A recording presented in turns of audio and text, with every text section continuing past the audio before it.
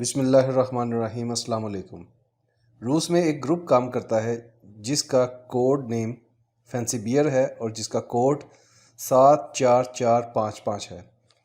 ये बहुत ही ताकतवर और माहिर हैकर्स पर मुश्तमिल एक ग्रुप है। उन्होंने यूक्रेन के पावर ग्रिड को 4 से 5 घंटे तक हैक करके बंद रखा। अमेरिका ये बात अच्छी तरह जानता है कि आने वाली जंगें खाली गोलियों और मिसाइलों से नहीं लड़ी जाएंगी, बल्कि इसके कई ज़ाविये होंगे, जिसमें से एक इंतहाई अहम साइबर जंग है। साइबर हमले किसी भी दुश्मन मुल्क में जाए बिना अपने ही मुल्क में कंप्यूटर्स पर बैठकर सिर्फ चंद घंटों में दुश्मन मुल्क में अफरा तफरी और तबाही मचाने का नाम है। और इन साइबर हमलों में सबसे आगे चीन को माना जाता है। आपको शायद ये याद हो कि कुछ अर्सा पहले भारत का एक शहर मुकम्मल तारीकी में डूब गया था और बज़ाहिर इसकी कोई वजह भी सामने नहीं आई थी।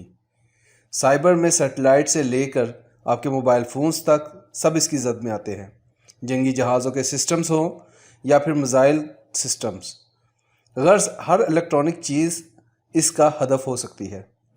अगर आप इस पर मज़ीद डिटेल्स जानना चाहते हैं तो काइंडली कमेंट्स में इसका इजहार कीजिए ताकि इस पर आपको एक डिटेल वीडियो बनाकर दी जाए। रूस ने पोलैंड के बॉर्डर से सिर्फ 25 किलोमीटर दूर यूक्रेन की सबसे बड़ी मगरबी फौजी मरकज़ को निशाना बनाया। इलाके के गवर्नर मैक्सिम गोजिस्की का कहना है कि रूसी जंगी जहाज़ों ने 30 के करीब रॉकेट दागे, जिनमें से कुछ को यावोरिव इंटरनेशनल सेंटर पर टकराने से पहले ही तबाह कर दिया।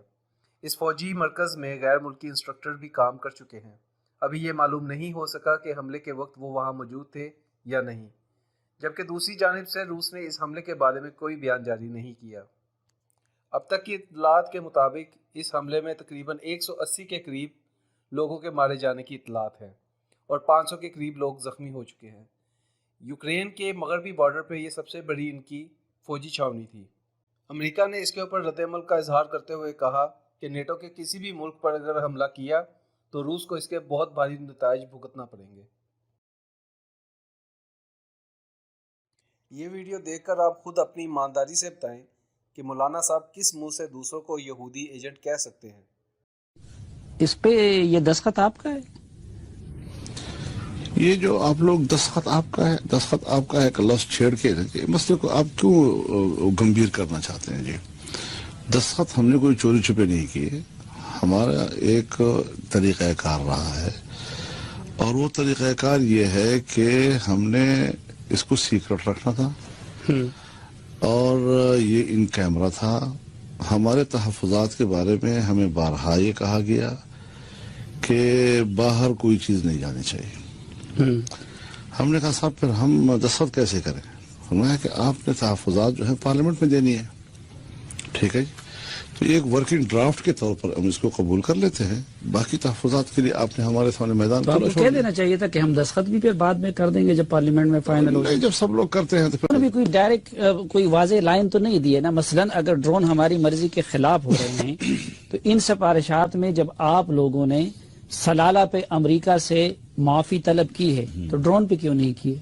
ये सवाल हमारा है, ये आप मुझसे न करें, ये हमने सवाल किया उनसे जी। आपका तो दस्तखत है इसलिए मैं आपको वो दस्तखत का तो मैंने आपसे जवाब दे दिया ना, बार बार दोहराने की जरूरत नहीं है। ये सहाफत सियासत में मुश्किलात पैदा करती है, यही होती है जो आप कर रहे हैं। तो ये जो सवाल आपने किया है ये हमारा सवाल है उनके ऊपर। रूस और यूक्रेन की अब तक की जंग की क्या सूरत हाल है और रूस ने यूक्रेन के कौन कौन से इलाकों पर कब्जा किया है, आपके साथ एक नक्शा शेयर कर रहे हैं जिसमें जो गुलाबी हिस्सा है उस पर रूस ने अब कब्जा कर लिया है और जो डॉटेड लाइंस हैं वो उनका मुमकिना तौर पर अगला हदफ होंगे। इसमें आप देख सकते हैं रूस ने यूक्रेन के सरहदी इलाकों और शहरों पर तकरीबन कब्जा कर चुका है। मैरियोपोल शहर पर कब्जा करने के लिए इस वक्त लड़ाई जारी है। खार्किव, सुमी, खैरसोन और चर्निखिव पहले ही रूस के कब्जे में जा चुका है। चर्निखिव वो इलाका है जहाँ पे एक मशहूर ज़माना जोहरी हादसा रूनमा पेश हुआ था, चेरनोबिल वाला। दूसरी जानब यूक्रेन के वज़ीर आज़म ज़ेलेंस्की ने दावा किया है कि तकरीबन रूस के 13,000 से ज़ायद हमलावर हलाक किए जा चुके हैं, 74 जंगी जहाज तबाह किए हैं और 86 हेलीकॉप्टर्स भी तबाह कर दिए गए हैं। सैकड़ों की तादाद में फौजी गाड़ियां इनके अलावा हैं। ज़ेलेंस्की का मजीद कहना था कि वो जानते हैं कि रूस के पास ये साज़ो-सामान काफ़ी तादाद में मौजूद है, लेकिन वो अपने मुल्क के दफा से किसी सूरत पीछे नहीं हटेंगे। ये बात उन्होंने अपने एक वीडियो पैगाम में कही। ये तस्वीर एक इंडियन की है जिसने यूक्रेन की तरफ से लड़ने के लिए हथियार उठाया और अब ये बेचारा वापसी अपने मुल्क जाना चाहता है। कोई किसी की पराई जंग में नहीं कूदता। ये बात इंडिया वालों को जल्द समझ आ जाएगी।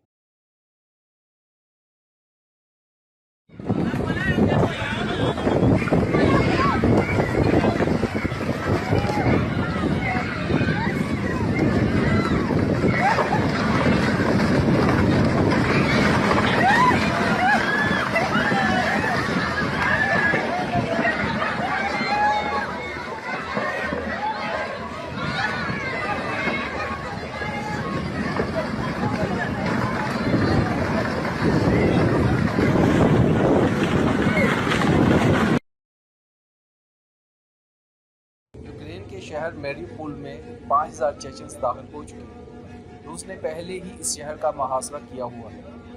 चेचन्स ने वीडियो पैगाम में कहा है कि यूक्रेन के फौजी शहर से निकल जाए या फिर उसके नतायज भुगतने के लिए तैयार रहे। आपको पहले ही बताया जा चुका है कि यूक्रेन के इस शहर में शदीद लड़ाई जारी है। Наше подразделение в количестве 5000 человек прибыло на место. Хочу сказать всем бандеровцам и шайтанам, которые там находятся, которые издевались над народом Донецка, Луганских республик, над женщинами, над детьми. У вас есть единственный шанс или застрелиться, или сдаться. Жителям Мариуполя хочу сказать, что наши бойцы будут вас оберегать, чтобы с вами ничего не случилось. Я уверен, задача, поставленная президентом страны и главой Чеченской Республики, героем России Рамзаном Ахматовичем, будет выполнена. Не только в Мариуполе, также и в Киеве, в Харькове, на остальной территории всей Украины. Всех бандеровцев, шайтанов, которые собрались со всего мира, которые поддерживают идеологию и позицию Запада, западных ЛГБТшников, она неприемлема для нашей страны. У вас единственный шанс сдаться, сложить оружие и пойти под трибунал. Задача, которая поставлена главой Чеченской Республики, будет выполнена.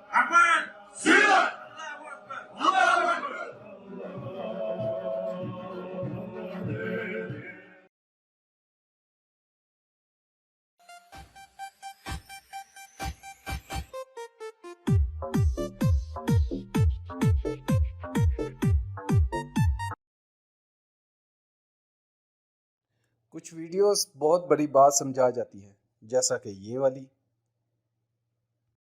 माय बाप, सारा गांव जानता है कि मैंने कभी झूठ नहीं बोला। नापाक प्राइम मिनिस्टर को निकालें और इसकी जगह हम किसी और शरीफ आदमी को बिठाएं जो कि मुल्क से।